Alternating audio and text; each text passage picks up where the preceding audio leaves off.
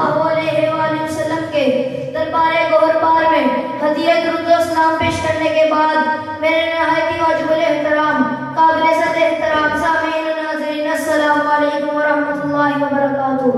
وعلیکم السلام۔ آج مجھے جس موضوع پر لب کشائی کی سعادت حاصل ہوئی ہے وہ ہے حضور کے معجزات۔ آپ ذوقار اللہ تعالیٰ نے اپنے محبوب کو بے مثل و بے مثال بنا کر بھیجا۔ اللہ تعالیٰ نے اپنے محبوب کو سراپا معجزہ بنا کر بھیجا۔ اسی لیے ہمارے امام نے فرمایا معجزے انبیاء کو خدا نے دیے، معجزے انبیاء کو خدا نے دیے، معجزہ بن کر آیا ہمارا نبی۔ آپ صلی اللہ علیہ وآلہ وسلم کی شان لا تعداد ہے۔ آپ صلی اللہ علیہ وآلہ وسلم کے معجزات بے شمار ہیں۔ چند مثالیں سنیں اور اپنا ایمان تازہ کیجیے۔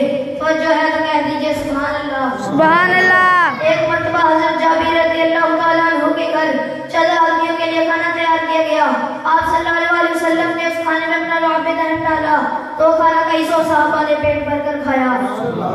ایک مرتبہ حضرت علی رضی اللہ تعالیٰ عنہ کی آنکھوں میں شدید تکلیف تھی تو آپ صلی اللہ علیہ وسلم نے ان کی آنکھوں میں اپنا لعاب دہن لگایا تو آنکھیں فوراً ٹھیک ہو گئیں۔